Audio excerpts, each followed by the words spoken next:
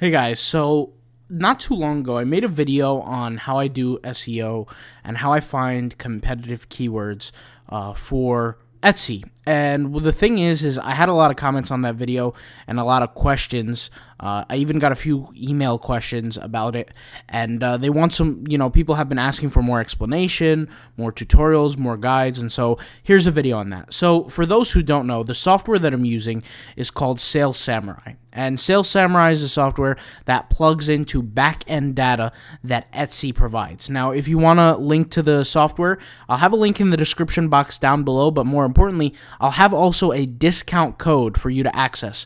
That discount code is called Autopilot Passive Income. It's all one word. Will give you 20% off to the software. And this is exactly how I find low competition or high search volume keywords. So the general rule here, guys, is that what I am looking for when I sell products here on Etsy is I'm looking for two things, okay? I'm looking for as low competition as possible, and I'm also looking for as high search volume as possible. Now, in the year 2022, it's going to be harder and harder to find lower competition and also high search volume, okay? And if for those who need a breakdown, I'll just explain what that means. And there's nothing to be ashamed of. We all have different levels we are in this game of making money online. So I'll explain what I'm talking about. When I say high search volume, what do I mean? When somebody searches for something on Etsy, there's a certain population of people that search for something. So for example, do you guys see this custom engraved dragon knife? There's going to be a certain level of people that search for something related to this, right? It could be 100 people, it could be 500 people, it could be 1,000 people, it could be 6,000 people, right? What I can do is I can assume that the more people that search for a keyword, the more valuable the keyword is and the more valuable those products are. And when I say valuable, I'm not talking about the price of the product, but I'm talking about the money or the income that product yields for the seller, meaning how much profit does it bring in, right? And the more transactions, the better for the seller, okay? So that's search volume. When we talk about competition, we're talking about how many competitors in the industry. So if I search for something similar to this, right? Let's say I type in dragon knife right here. I just type in dragon knife, right? I want to see what comes up. Out of all the products that come up, there's 1,974 results. That's going to be an indication to me of how many competitors there are. And when I say competitors, I'm not talking about people, but I'm talking about listings, because that at the end of the day is what matters the most. The amount of listings that exist, okay?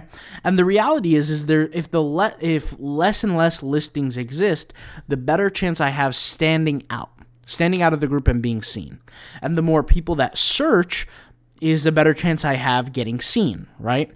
So there's two sides to this coin, right? There's search of volume and there's competition volume, okay? Now, how can I dictate the success level of a certain keyword? Well, I have a back-end software, like I said, called Sales Samurai that helps me do this. I'll leave a link in the description to the registration page where you can sign up completely for free to go ahead and check this out. And when you click on that link, it will take you to a place where you can create a free account. You just go ahead and create the free account. You'll get access to the software, the backend software, but you won't be able to use it unless you actually use the software, pay for the software. The software costs $9.99 a month. I'll just pull up the how the software looks, and there's many aspects to the software, but we're gonna go over one part of it, at a time. So we'll get there in just a minute. But when I type in a keyword, I get to see here the search volume for that keyword. So over here, I get to see the search volume. So for example, I type in the word dragon here, and you guys know when you type in a keyword in Etsy, you have a bunch of related keywords that emerge. So for example, we have Dragon Ball Z, we have dragon, we have dragonfly, we have dragon ring, dragon SVG, dragon plush, etc. Okay, and you can see here there's this blue number. Now on your Etsy at home, you guys are probably not going to see this blue number here. And the reason why I say that is because this is the software that I have. It adds on to the website, okay? And then over here to the right, okay, I have this number here that says 462 more. Now what this 462, these numbers here, and if I click on this word button more, what it will show me is it will show me related words to this word that can potentially be profitable. So what happens is, let's say I want to sell the word, the item Dragon Ball Z SVG. Okay, let's say that's one of my ideas for a product that I'm selling. Before I can sell it, I have to see, okay, how valuable is this potential product? Because I don't want to sit there for 20, 30, 40, 50 an hour, minutes, and say, okay, this is going to take me X long to make X amount of profit. Because remember, efficiency is one of the most important things. So what do? I go over here and I click on 444 more. And what I'll do is I'll get related keyword terms that somehow relate to that keyword on the level here. And there's, in this case, 444 rows, which means 444 keywords. The main keyword, right, has 69 search volume, and there's a competition of 5,950. Now, let me ask you this logically, okay? If 69 people search for, let's say, a product amongst a total of 5,950 products, what is the likelihood of one product being sold? I'll ask that question again. And this is not a math question. This is just logic, okay? If there are 69 people looking to buy a certain product amongst a total level of 5,950 products, what is the likelihood of one product being sold? Well, the answer is not high. I mean, very, very low, right? Because the search volume is 69. See, what majority of people are doing is they're basically doing very, very basic keyword research. They think of, okay, I want to sell XYZ product. And they go and they create a product, but they don't know the back-end data. They don't know the back-end information. And really what they're doing is they're shooting themselves in the foot because they think that a certain product is valuable or a certain keyword is valuable. They're creating as an amazing listing and they're trying to get seen, but they're surprised when their product gets zero search volume, when they get zero visits on their store on Etsy. Well, this is exactly the reason why, is because you need to be plugged in to this back-end data. So look here, when I click on a certain keyword, notice how I have a list of keywords here on the left, and it's almost infinite, 462 of them. And then on the right, I have here a button that says search volume, competition, and words. So what words represents is the total amount of keywords in that phrase. So in this case, Z flip case, that's 3. Right? Dragon A, that's 2, etc. Now, you might be the type of person that wants to go for long tail keywords. So you might go ahead and select words here, and you might look for the phrases that have the longest amount of words in a phrase. Right? That's just one strategy. There's another strategy where you can just strictly assess competition. So you want to look at the words that have the highest levels of competition. You could look at them. Now, notice here, and this is not always the case, but notice when I click on the competition button, this competition is high. There's 607,000 results. But guess what? The search volume is 2,700. But look at this product. Here we have a product that has a little bit less in terms of competition. We have 151,000, right? Still dramatically high, but only 550 search volume. So what you want to do is you want to be able to discern the best scenarios, the best situations for a specific keyword. And the best situations is as high as possible search competition, but search volume, but as low as possible competition. Does that make sense? So let's go ahead and take a look at this. So if we look at these two keywords, they're very, very close, by the way. We have Dragon Ball Z and we have Dragon's Ball Z, right? And Dragon Ball Z has 996 search volume. Dragon's Ball Z has 1,049, so a little bit more. But if you could see here, the competition is radically similar. I mean, we're looking at maybe 60 more products in terms of results, right? And the amount of words in the phrase they're exactly identical, but there is a small change here, and you have to be able to decipher which one is more valuable to you. Okay? And like I said, what the key here is you want to weigh competition over search volume. And typically what we tend to see is when there is more competition, there tends to be more search volume because of the existence of search volume. So what I mean by that is as sellers sell more on Etsy, they realize certain products sell over others. And because certain products sell over others, it is only because people have been searching for those products more, right? And typically what sellers do is they double down. This is like one of the biggest rules to success, is that when you have something that works, you want to do more of it, right? And that's something I've been preaching all the time, whether it be about Redbubble, whether it be about Etsy, whether it be, whatever kind of platform you're on. If you have something that works, you want to do more of what works, right? And that's just logical and it's normal. So what we do is, as sellers, is we keep going and creating more in industries that are already winning for us. Well, what that does is that creates almost a hyper economy, if you will, of it creates much more sales processes within that keyword, or within that niche, or within that micro economy. And when I say micro economy, I'm saying that small sphere of influence, that small world where there's a specific word that's targeted, and that word is its own niche, right? Make no mistake, when somebody searches for the word Z initial, that's its own niche versus the word Z mug, right? So that's just an example here. And each keyword that you're seeing and each keyword that search comes up is essentially its own niche. Why? Because it comes up with different amount of results, and those results do differ. So that's something to be aware of as well. So essentially, right, I take all this data and I sit there and I say, okay, I want a keyword that has, between this much and this much phrases in it. I want this much and this much competition. And I filter through it, and I go ahead and click filter, and I go ahead and see what it will provide me with. And out of those keywords, I'll go ahead and focus on a successful plan of action, right? Now, let's go ahead and log into the back end of my software here so I can show you exactly what it does and how I use it. Okay, so I'm in the back end here of Sales Samurai, as you guys can see.